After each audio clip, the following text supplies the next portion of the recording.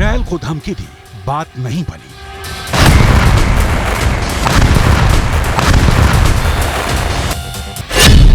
कुछ बंधकों को रिहा भी किया, बात नहीं बनी।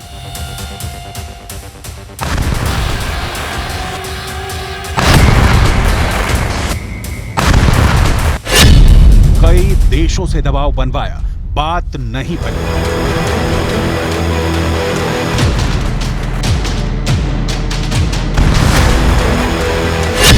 साथी संगठनों से हमला करवाया, बात नहीं बनी।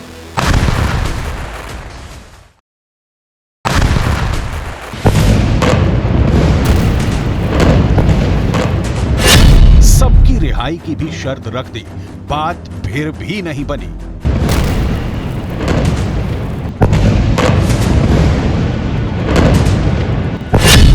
अब हमास ने दे दी है इमोशनल धमकी। सवाल फिर वही है, क्या बनेगी बात?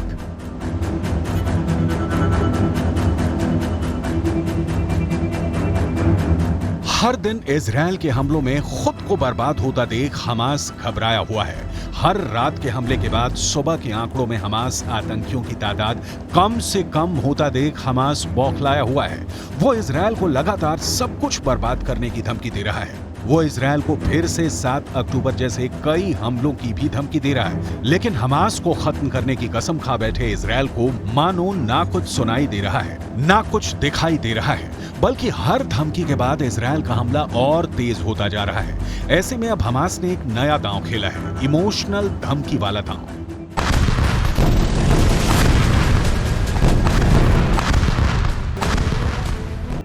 इजरायल के न्यूज पोर्टल के मुताबिक हमास ने अब अपने कब्जे में लिए इजरायली बंधकों के जरिए सरकार पर दबाव बनाने का प्लान शुरू किया है।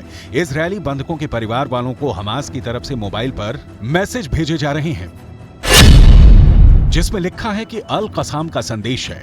अगर आप बंधक बनाए गए अपनों के बारे में जानकारी चाहते हैं तो नीचे दिए गए लिंक पर क्लिक करें।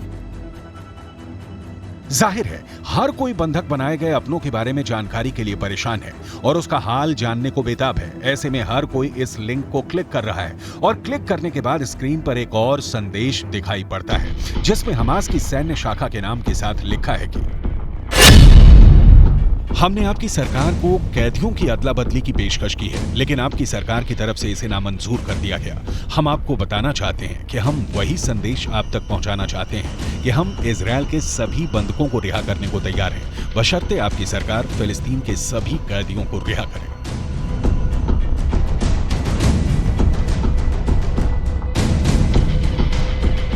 हमास का यह संदेश ना सिर्फ बंधक बनाए गए लोगों के परिवार तक पहुंचाया जा रहा है, बल्कि आम इजरायली लोगों तक भी इस मैसेज को पहुंचाने की कोशिश की जा रही है। मकसद साफ है, किसी भी तरह से युद्ध से बाहर निकलना। हमास जानता है कि बंधकों की रिहाई को लेकर इजरायल के आम लोगों में गुस्सा है और बंधकों के परिवार हर दिन सरकार के खिलाफ प्रदर्शन करके दबाव बना रहे हैं। हमास अब इसी विरोध का फायदा उठाना चाहता है और लोगों को भेजे जा रहे इस मैसेज को वो बड़े मौके के रूप में देख रहा है।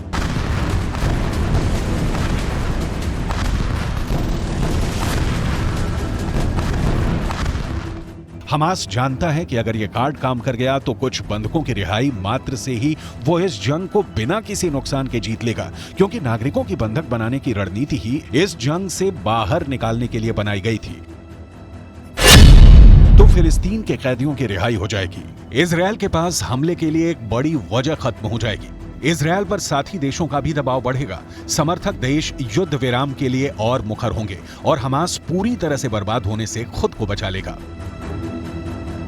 लेकिन इजरायल के प्रधानमंत्री नेतन्याहू के रुख और आक्रामकता को देखकर यह कह पाना मुश्किल है कि हमास का यह प्लान कितना कामयाब होगा, क्योंकि हर तरफ से हमले और दबाव के बाद भी इजरायल रत्ती भर भी पीछे नहीं हटा है और हमास को खत्म करने के लिए वो युद्ध के हर दिन को पिछले दिन के मुकाबले ज्यादा खौफनाक और आक्रामक बनाता जा रहा है। ऐसे में हमास की ये इमोशनल धमकी प्लान कामयाब होगी, इसमें शक तो जरूर है।